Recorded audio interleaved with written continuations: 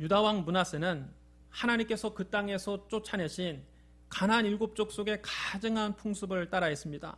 그는 자기 아버지 히스기야가 다 헐어버린 우상의 산당들을 다시 세웠습니다. 북왕국의 악한 왕 아합의 행위를 따라서 바알을 위해서 제단을 쌓고 아세라 목상을 만들고 하늘의 해와 달과 별들도 숭배했습니다. 그는 하나님의 성전 안에 이방신을 섬기는 제단을 만들었습니다. 성전 안과 밖 두 뜰에도 하늘의 해와 달과 별들을 섬기는 제단을 만들었습니다. 그는 또 자기 아들을 산처로 불로 태워서 이방신에게 제물로 바쳤습니다. 점쟁이를 불러서 점을 쳤습니다. 마술사를 시켜서 마법을 부리겠습니다. 신접한 자와 박수무당을 찾아다녔습니다. 이렇게 그는 하나님 보시기에 악한 일을 많이 해서 하나님을 진노하시게 했습니다. 그는 자기가 손수 만든 아세라 목상을 하나님의 성전 안에 버젓이 세워주기도 했습니다. 하나님께서 진노하셔서 예루살렘과 유다에 무서운 재앙을 예고하셨습니다. 유다왕 므낫세가 이 가증한 일과 악을 행함이 그전에 했던 아모리 사람들의 행위보다 더 심하였고 또 그들의 우상으로 유다를 범죄하게 하였도다. 그러므로 이스라엘 하나님 여호와가 말하노니 내가 이제 예루살렘과 유다에 재앙을 내리리니 듣는 자마다 두 귀가 울리리라. 내가 사마리아를 젠줄과 아합의 집을 다린 보던 추를 예루살렘에 베풀고 또 사람이 그릇을 씻어 엎음같이 예루살렘을 씻어버릴지라. 내가 나의 기업에서 남은 자들을 버려 그들의 원수의 손에 넘긴 즉 그들이 모든 원수에게 노략거리와 겁탈거리가 되리니 이는 애굽에서 나온 그의 조상 때부터 오늘까지 내가 보기에 악을 행하여 나의 진노를 일으켰습니다. 하나님의 말씀은 그대로 이루어졌습니다. 북쪽에서 바벨론 왕 느부갓네살이 쳐들어와서 예루살렘 성을 포위했습니다. 유다 왕 여호야긴과 그의 어머니와 모든 신하들이 함께 바벨론 왕 앞에 나가서 머리를 조아리며 굴욕적으로 항복했습니다. 바벨론 왕은 유다 왕 여호야긴과 왕의 어머니와 왕의 아내들과 내시들과 고관들을 모두 포로로 잡아갔습니다. 또 예루살렘 주민들과 관리들과 용사 10,000명도 포로로 끌고 갔습니다. 또 기술이 있는 기능공들과 무기를 만들 수 있는 대장장이들을 모두 포로로 끌고 갔습니다. 그래서 그 땅에는 아주 가난하고 보잘것없는 사람만 남게 됐습니다. 유다가 다시는 일어날 수 없게 만든 것입니다. 바벨론 왕 느부갓네살은 성전과 궁전에 있는 모든 보물도 바벨론으로 탈취해 갔습니다. 그는 솔로몬 왕이 만든 성전의 모든 금그릇을 깨뜨려 산산조각 냈습니다.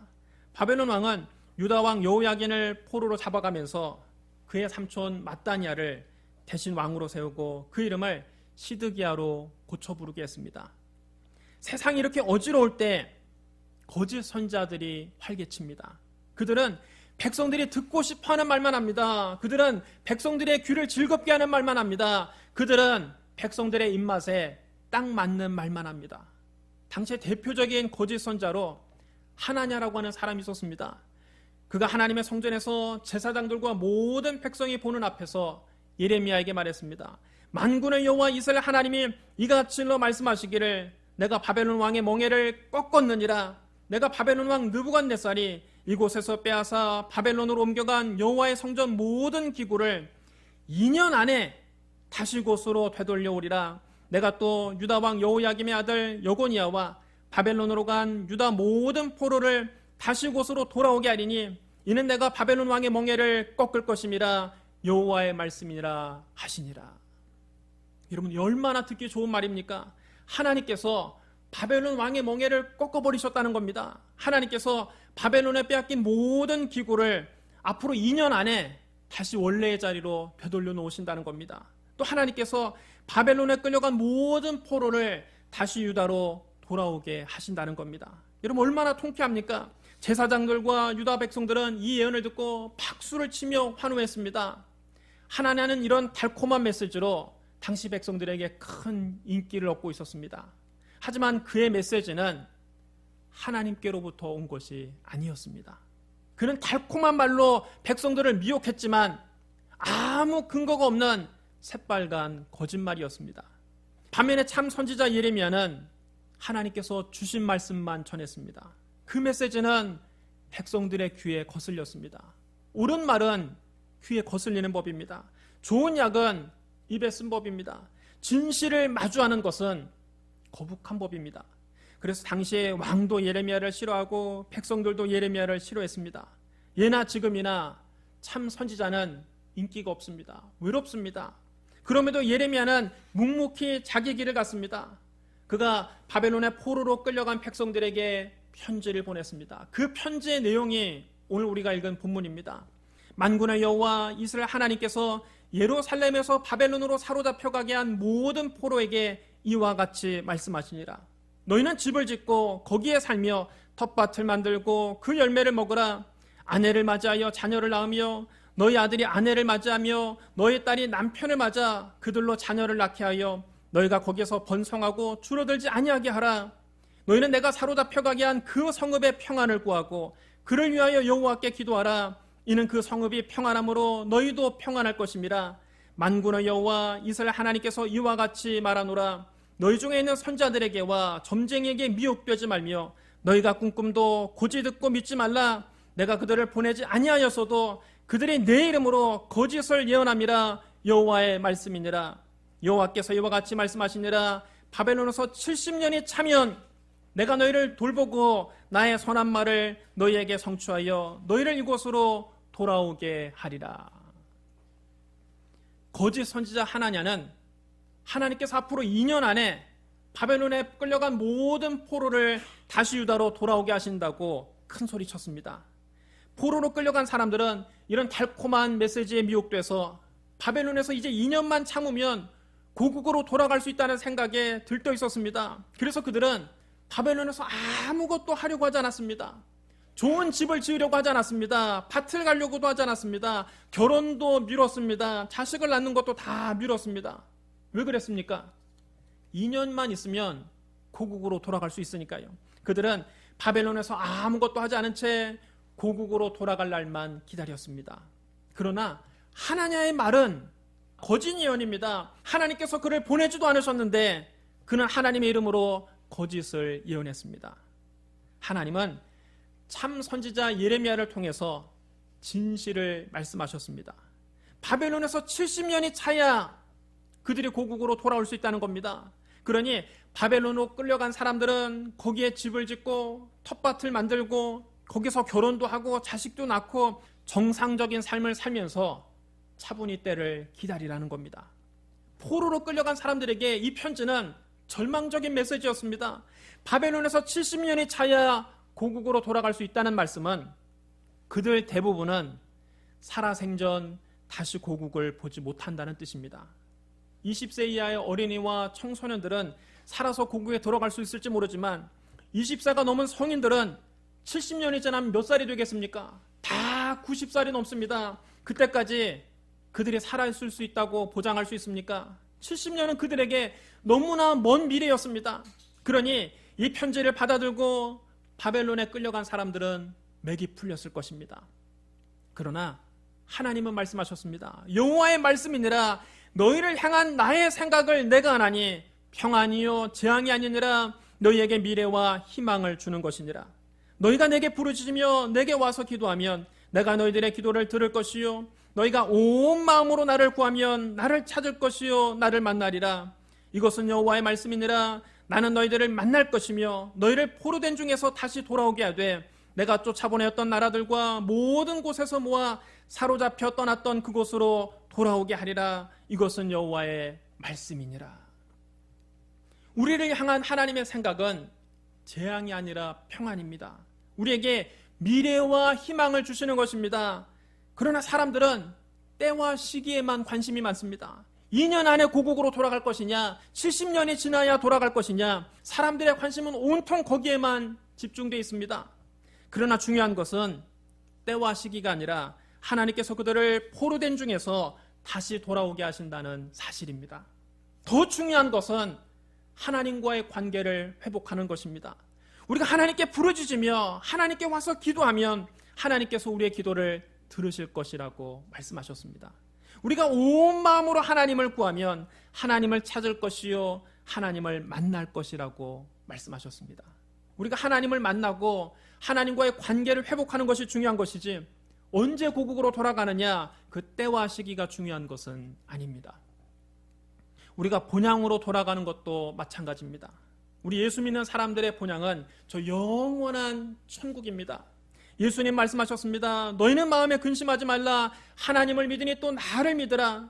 내 아버지 집에 거할 곳이 많도다. 그렇지 않았으면 너에게 일렀으리라. 내가 너희를 위하여 거처를 예비하러 가노니 가서 너희를 위하여 거처를 예비하면 내가 다시 와서 너희를 내게로 영접하여 나 있는 곳에 너희도 있게 하리라.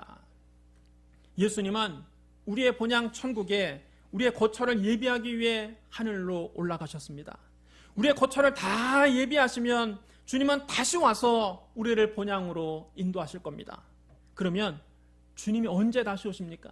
사람들은 때와 시기에 관심이 많습니다. 그래서 예수님께서 하늘로 올라가시기 직전에도 제자들이 예수님께 여쭈었습니다. 주께서 이스라엘 나라를 회복하심이 이때니까. 그때 예수님은 이렇게 말씀하셨습니다. 때와 시기는 아버지께서 자기의 권한에 두셨으니 너희가 알 바 아니요 오직 성령이 너희에게 임하시면 너희가 권능을 받고 예루살렘과 온 유대와 사마리아와 땅끝까지 이르러 내 증인이 되리라. 사람들은 때와 시기에 참 관심이 많습니다. 주님이 언제 다시 오실지 그 때와 그 시기를 알고 싶어 합니다. 사람들이 이런 호기심과 궁금증 때문에 시한부 종말론자들이 나타나는 것입니다. 그들은 재림의 때와 시기를 임의로 계산해서 그것으로 사람들을 미혹합니다. 세상이 어지러울 때마다 어김없이 시한부 종말론자들이 나타났습니다. 지난 2000년 교회사를 보면 수많은 시한부 종말론자들이 나타났지만 그들이 예상한 때와 시기는 번번이 빗나갔습니다. 여러분 왜 그렇습니까? 하나님께서 그들을 보내지도 않으셨는데 그들이 하나님의 이름으로 거짓을 예언했기 때문입니다. 주님은 분명히 말씀하셨습니다. 때와 시기는 아버지께서 자기의 권한을 두셨으니 너희가 알 바 아니요. 때와 시기는 아무도 모르는 것입니다. 심지어는 다시 오실 당사자인 주님도 모른다고 하셨습니다. 오직 아버지 하나님만 아십니다. 주님은 말씀하셨습니다. 그러나 그날과 그때는 아무도 모르나니 하늘의 천사들도 아들도 모르고 오직 아버지만 아시느니라. 주님은 때와 시기는 우리의 알 바가 아니라고 딱 잘라 말씀하셨습니다. 그럼 여러분 때와 시기를 자꾸 하려고 하지 마십시오. 때와 시기를 임의로 계산하려고 하지 마십시오. 또 주님 말씀하셨습니다. 너희도 아는 바니 만약 집주인이 도둑이 어느 시각에 올 줄 알았더라면 깨어있어 그 집을 뚫지 못하게 하였으리라. 이러므로 너희도 준비하고 있으라. 생각지 않은 때에 인자가 오리라. 여러분 이 말씀이 무슨 뜻입니까? 주님이 마치 도둑처럼 예고 없이 오실 것이라는 말씀입니다. 도둑이 몇 날 몇 시에 찾아갈 거라고 예고하고 오는 거 봤습니까? 도둑은 예고 없이 찾아옵니다. 우리가 전혀 예기치 못한 때 옵니다. 주님의 재림도 이와 같습니다. 주님은 예고 없이 오십니다. 우리가 전혀 예상하지 못할 때 주님이 오십니다. 우리가 평안하다 안전하다 할 때 느닷없이 주님이 오십니다. 그럼 여러분 주님이 도대체 언제 오시는 겁니까? 알 수 없습니다. 알 수 없다. 그게 여러분 정답입니다. 그날과 그때에 대해서 구체적인 날짜, 구체적인 시간을 얘기하는 것 자체가 이미 빗나간 종말론입니다. 그날과 그때는 아무도 모릅니다. 그날과 그때는 오직 하나님 한 분만 아십니다. 오히려 우리가 관심을 가져야 될 것은 성령의 권능을 받아서 그리스도의 증인이 되는 겁니다. 주님은 말씀하셨습니다. 오직 성령이 너에게 임하시면 너희가 권능을 받고 예루살렘과 온 유대와 사마리아와 땅끝까지 이르러 내 증인이 되리라. 예수님이 감람산에서 이 말씀을 마치시고 제자들이 보는 앞에서 하늘로 올라가셨습니다. 제자들은 예수님이 구름에 가리어 보이지 않을 때까지 하늘을 자세히 쳐다보았습니다. 제자들이 주님과 헤어지는 것이 너무 아쉬워서 하늘만 쳐다보고 있는데 갑자기 흰옷을 입은 두 천사가 그들 곁에 서서 말했습니다. 갈릴리 사람들아 어찌하여 서서 하늘을 쳐다보느냐. 너희 가운데서 하늘로 올려주신 이 예수는 하늘로 가심을 본 그대로 오시리라. 하늘로 올려주신 예수님은 반드시 다시 오십니다. 중요한 것은 주님이 언제 다시 오시느냐가 아니라 주님이 반드시 다시 오신다는 사실입니다. 그럼 여러분 우리는 주님의 재림을 어떻게 기다려야 될까요? 예수님은 말씀하셨습니다. 내가 너에게 이르노니 그 밤에 둘이 한 자리에 누워있음에 하나는 데려감을 얻고 하나는 버려둠을 당할 것이요. 그때에 두 사람이 밭에 있음에 한 사람은 데려가고 한 사람은 버려둠을 당할 것이요. 두 여자가 맷돌질을 하고 있음에 한 사람은 데려가고 한 사람은 버려둠을 당할 것이니라. 참으로 의미심장한 말씀입니다. 우리가 일상생활을 하다가 주님을 만난다는 뜻입니다. 이단들이 말하는 것처럼 가정도 버리고 직장도 버리고 특정한 장소에 모여 있어야만 주님을 맞을 준비를 하는 것이 아닙니다. 주님이 다시 오시는 그날에도 우리는 평상시처럼 두 사람이 함께 잠을 자다가 한 사람은 데려감을 얻고 한 사람은 버려둠을 당하는 것입니다. 평소와 똑같이 두 사람이 직장에 나가서 함께 일을 하다가 한 사람은 데려감을 얻고 한 사람은 버려둠을 당하는 것입니다. 평소처럼 두 사람이 함께 집안일을 하다가 한 사람은 데려감을 얻고 한 사람은 버려둠을 당하는 것입니다. 주님이 오실 날에 가까이 왔다고 해서 일상생활을 다 포기하고 이단들이 여는 특별한 집회에 참석해서 유별나게 주님의 재림을 기다리는 것이 절대로 아닙니다. 우리가 평소에 하던 대로 밤에 잠도 자고 낮에 직장에서 일도 하고 집안일도 하고 정상적인 삶을 살다가 주께서 호령과 천사장의 소리와 하나님의 나팔 소리로 친히 하늘로부터 강림하실 때 구름 속으로 끌어올려져 공중에서 주님을 영접하는 것입니다. 데살로니가전서 4장 16절로 17절에 이렇게 기록되어 있습니다. 주께서 호령과 천사장의 소리와 하나님의 나팔 소리로 친히 하늘로부터 강림하시리니 그리스도 안에서 죽은 자들이 먼저 일어나고 그 후에 우리 살아남은 자들도 그들과 함께 구름 속으로 끌어올려 공중에서 주를 영접하게 하시리니 그리하여 우리가 항상 주와 함께 있으리라. 그러면 주님의 재림을 하실 때 왜 어떤 사람은 밤이라고 잠을 자고 있고 또 어떤 사람은 낮이라고 밭에 나가서 일을 하거나 집에서 맷돌을 돌리고 있는 걸까요? 그것은 지구가 둥글기 때문입니다. 서울이 낮일 때 뉴욕은 밤입니다. 서울이 밤일 때 뉴욕은 낮입니다. 주님의 재림은 번개가 하늘 이쪽에서 번쩍이어 하늘 저쪽까지 비침같이 전 세계인들이 동시에 보게 될 것입니다. 예수님 말씀하셨습니다. 번개가 하늘 아래 이쪽에서 번쩍이어 하늘 아래 저쪽같이 비침같이 인자도 자기 날에 그러하리라. 여러분, 요즘은 통신과 방송이 발달했기 때문에 외국의 소식을 여러분 실시간으로 접합니다. 여러분, 우리가 지금 우크라이나에서 벌어진 일 실시간으로 다 알지 않습니까? 주님의 재림도 여러분 온 세계인들이 마치 번개가 하늘에서 이쪽에서 번쩍여도 저쪽에 있는 사람도 다 보는 것처럼 주님의 재림은 전 세계인들이 동시에 보게 될 것입니다. 회개하고 예수 믿고 하루하루 경건한 생활을 하던 사람들은 그날도 평소처럼 잠을 자다가 혹은 직장에서 일을 하다가 혹은 집안일을 하다가 공중에서 주님을 만나게 될 것입니다. 그러나 회개하지도 않고 예수님을 믿지도 않고 경건한 생활을 하지 않던 사람들은 주님의 심판을 받습니다. 따라서 안 믿는 사람들에게 주님의 재림은 미래의 재앙입니다. 그러나 그리스도를 믿는 우리에게 주님의 재림은 미래의 희망입니다. 주님의 재림은 우리가 간절히 기다리는 바입니다. 주님의 재림은 우리 믿는 사람들에게 두려움의 대상이 아니라 기다림의 대상입니다. 여러분, 주님이 왜 다시 오십니까? 그 택하신 자들을 하늘 이 끝에서 저 끝까지 사방에서 불러 모아 천국에 드리기 위해서 다시 오시는 것입니다. 주님은 말씀하셨습니다. 그때의 인자의 징조가 하늘에서 보이겠고 그때의 땅의 모든 족속들이 통곡하며 그들의 인자가 구름을 타고 능력과 큰 영광으로 오는 것을 보리라. 그가 큰 나팔 소리와 함께 천사들을 보내리니 그들이 그의 택하신 자들을 하늘 이 끝에서 저 끝까지 사방에서 모으리라. 천국에 거처가 없는 사람들에게는 주님의 재림은 무서운 재앙이지만 천국에 거처가 있는 우리에게는 주님의 재림은 간절한 희망입니다. 천국의 영광은 우리가 상상한 것 그 이상입니다. 여러분이 천국에 대해서 무엇을 상상하든 천국은 그 이상입니다. 셋째 하늘에 올라갔다 온 사도 바울은 말했습니다. 우리가 담대하여 원하는 바는 차라리 몸을 떠나 주와 함께 거하는 그것이라. 사람들은 개똥밭에 굴러도 이승이 좋다고 말을 합니다. 그러나 셋째 하늘에 올라가서 영화롭고 아름다운 천국을 맛본 사도 바울은 이 땅에 사는 동안 내내 이 육신의 몸을 벗어버리고 주님과 함께 천국에 거하는 날을 손꼽아 기다렸습니다. 반모섬의 유배에 대해서 계시록의 환상을 보았던 사도 요한도 영화롭고 아름다운 천국을 체험하고 난 다음 주님의 재림을 간절히 기다렸습니다. 주님이 내가 진실로 속히 오리라 말씀하시자 사도 요한은 주저없이 대답했습니다. 아멘 주 예수여 오시옵소서. 여러분 따라 주랍니다. 아멘 주 예수여 오시옵소서. 아멘 주 예수여 오시옵소서. 여러분 이것이 요한계시록의 마지막 장면입니다.